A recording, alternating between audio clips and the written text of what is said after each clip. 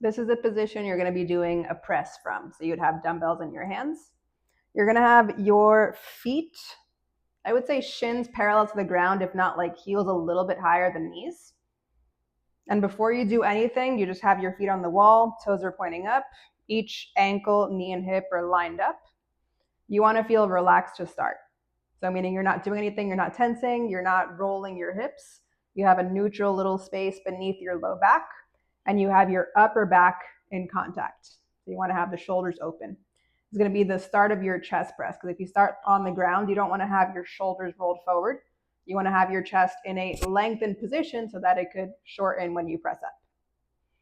Now, some people may benefit from keeping this pelvis relaxed, meaning they're not going to try to tuck or use heel pressure. Some other people might feel like if you dig your heels and kind of pull down on the wall and you get the sits bones or the butt pockets to scoop into the back of your thighs, it gives you a little more leverage because your lower back is now grounded. It's not coming from belly tension, it's coming from a little bit of hamstrings when you feel like your heels kind of pull down on the wall and your feet are glued there. Totally a preference, just make sure that your chest stays open throughout the range.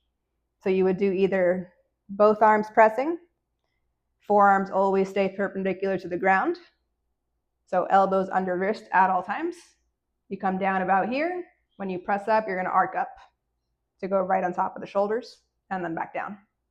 You could also do either an alternating press where you're up here, you bring one down and back up and then switch. Or you could do a one-arm press where you only have, let's say, one arm with a dumbbell and the other hand is free, it just stays reaching up there. And you would do a one-arm press like so. And then to get the weights up in your hands, it's easier for me to know how far I'm going to be from the wall. So if you want to do that first to determine where your body should be. And then you're going to go ahead, grab the weights. I like to put them on my thighs, and then I can roll back so it's comfortable. Or you can have them on the thighs and dig your elbows into the front of your ribs so they're kind of supported, so that when you roll back, you just have to open them up into a position. And then you already have your body in proximity to the wall, so you're in that same starting position. And then you would go from here. Again, make sure shoulders are not up off the floor. They are open. You're going to exhale. Press so that the dumbbells are over the wrists, elbows, and shoulders. Inhale. Bring them down so the wrists are stacked over the elbows.